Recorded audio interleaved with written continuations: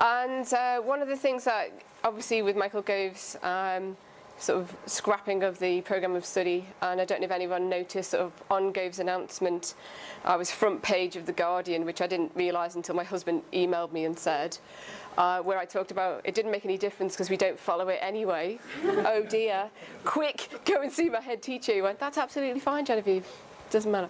So that was quite good. I didn't get fired. Then followed by me being on I was a live panellist on their Q&A blog on the same day when he did his announcement. So obviously I already knew about it because the journalist told me what he was going to say the night before, which was straight after the Deb meeting, by the way. I was in the car on the phone.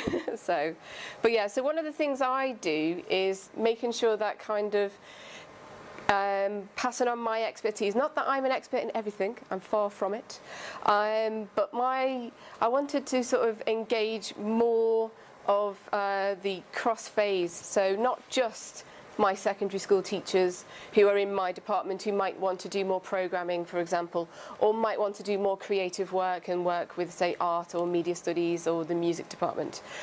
So, because I've got two little kids, I've got a 2-year-old and a 6-year-old.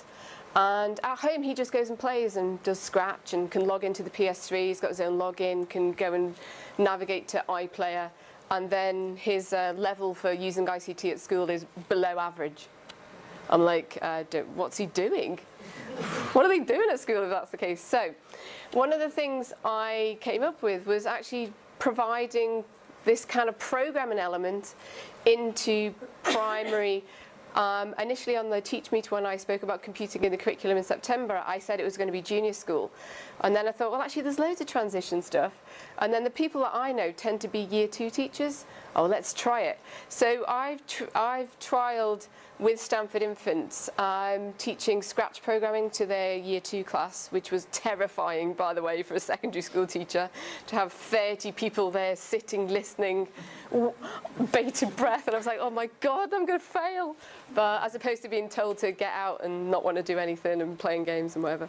So in terms of that, so the teacher didn't know how to use this package. She just installed it. I gave her some details beforehand so she could see what it looked like. And I said, don't worry, I'll train you after. You can have a go with the kids when I'm doing it. So we talked about kind of what the animation was and the purpose of it, because you can't just teach them programming for no reason. You have to have a purpose behind it. And the purpose was, in this case, was literacy levels, and particularly boys, which was mainly like my son, but he's not in that class. So it was quite helpful for me. So we looked at, well, what are we going to do? We're going to build maybe a animation. So while I'm talking, can you log on to this? And you'll see there's a little game that you can play, which is one of the shared practices I'll talk about in a minute as well. So, and it just automatically does it, and there's only 3 questions. It's just to show you that there's different things that you can use with technology to actually do sort of getting feedback and assessment, and also it's called Socrative.com. And the teacher's version is just basically T.that. And you can do loads of games. My room's called D7 because that's the label of my classroom. But it could be Kevin's room. Well, obviously it wouldn't be that. It'd be Mr. Jones's room, obviously. But so just while I'm talking about that, so that was my initial project. And then I got in touch with Tracy from Hartford via Twitter, kind of not really realizing I actually teach her son business studies. Which was like, oh my God, make sure I don't tweet anything ridiculous. But yeah, to also use Scratch, but in a different way. So the Stanford, which is just about coming to finish in the next sort of 2 weeks. And then the next project I'm going to do is Hartford Infants, again, Year 2. And that will be for, again, using Scratch, but with Lego we do for mathematics, data, looking at arrays, and also the sort of robotics. And then is Jane here somewhere from... Has she gone? Yeah, she's got parents evening. Oh, that's fine, yeah. So, I'm going to be doing another project with her, looking at using Scratch, but for a completely different purpose as well. So you can use one free piece of software to do multiple things with, and it's really nice. It's drag and drop. It's like Lego online, basically. So one of the things, so is there a way to freeze this? Or can I just...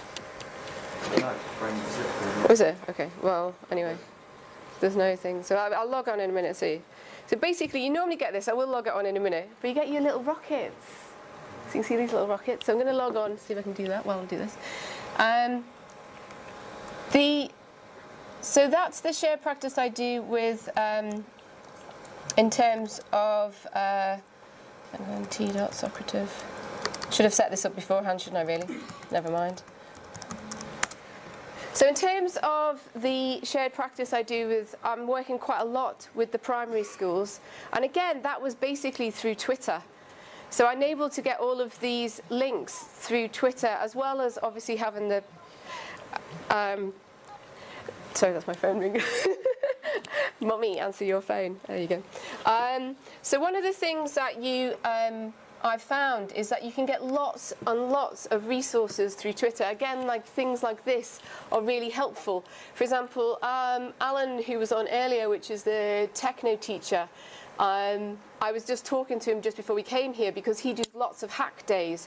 So we talk together a lot because that's one of the things I'm going to be doing in the future. The guy from Games Britannia, which is a big video gaming festival in Sheffield, I don't know him personally, but I met him through Twitter, and he sent his documentation for me to evaluate. And that's quite a trusting relationship. And again, it's that whole collaborative environment using different forms of technology. So sorry, bear with me a second. So if you're all having a go, you'll be able to see your little rockets in a minute. And it's quite fun. And one of the reasons why I kind of wanted to show you this is that my husband is a project manager and currently works at the BBC, no, at the Guardian now. He does the agile development methodology, which is a way to do projects, and it's like the apps for good. It's very sort of problem solving and iterative, and he does lots of stand up and little games. That's part of the process. So resume activity. You'll see in a minute. And there you are. There's your little rockets. So the kids. So this is one of the things that allows the sort of competition, the collaborativeness, because you've got teams and stuff. It's a bit fun, cute graphics.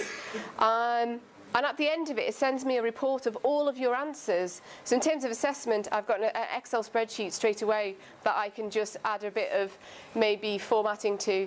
And I used this when I went to give a talk at Brighton University as well. So so some of the professors were having a little play with it. But it's a really nice little tool. It's totally free, works on any device, including desktops. So there's no platform issues or cost issues.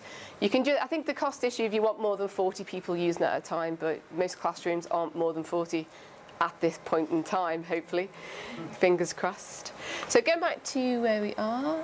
So that's my shared practice with primary schools, and again, that's not limited at all. I'm also working with some schools like up north, again through Twitter and things like that.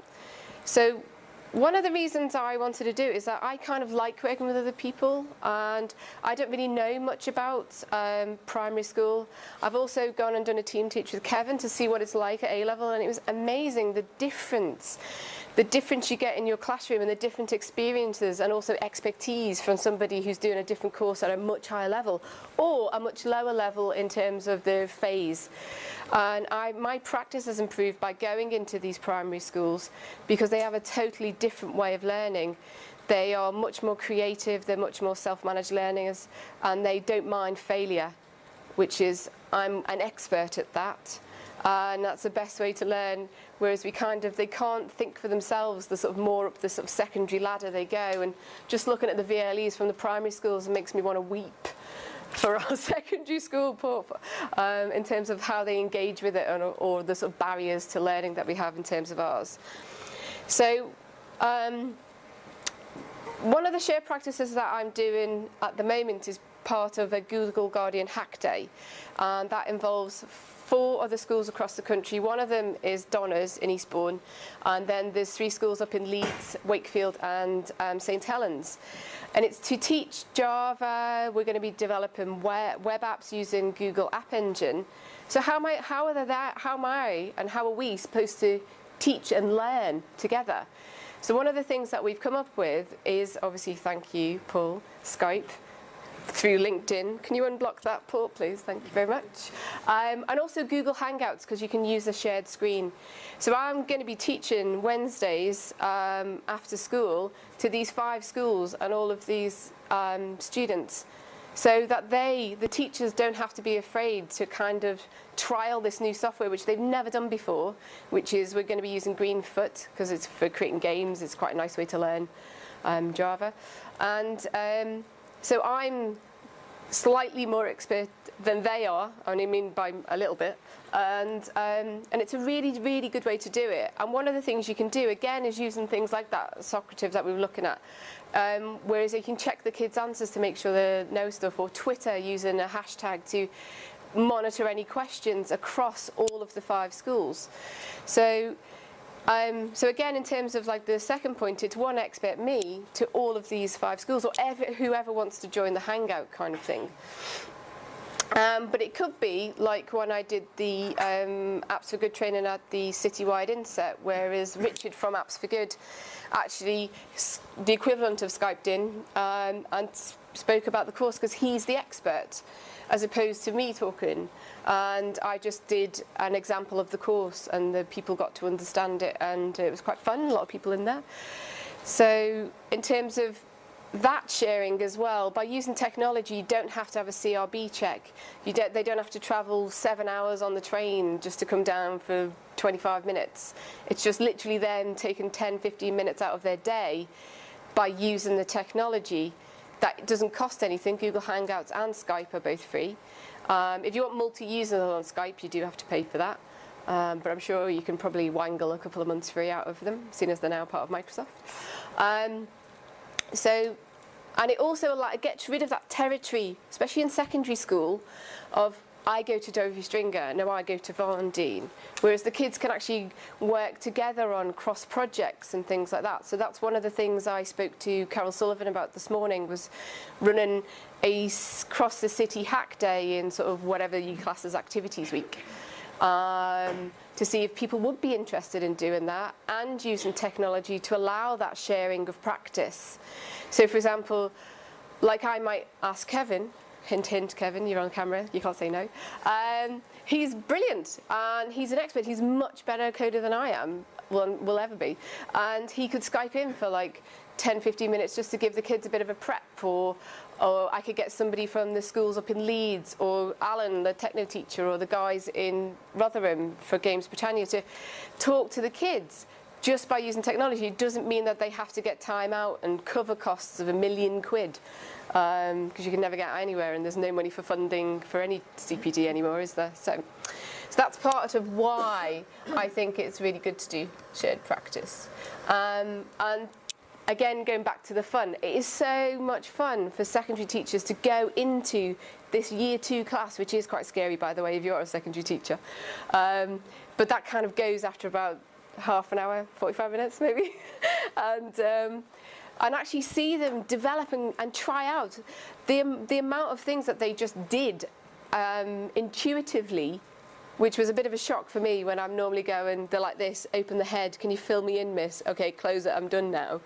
And they were just developing it, exploring it, and actually problem solving straight away. So that was why I think everybody should have the opportunity to go out. And I don't just mean junior school, I mean lower down and much further up, including going to university, so that you get a full understanding of how people learn differently. Like I've been championing John every time I go anywhere. Yes, they've got blogs and they got it approved by the exam board. It's like, yes, you can do things like that, and they are cool and exciting and makes your lessons fun. They're a bit chaotic and a bit noisy, but I quite like that, so that's quite good. So some of the things that I'm doing to sort of expand mine is working with Joe for when the kids come here in terms of their developing apps. So that's kind of something that I will kind of deliver, and that's just to improve my practice and work in a different environment and different students as well, so that you can see like the kind of different cultures you get.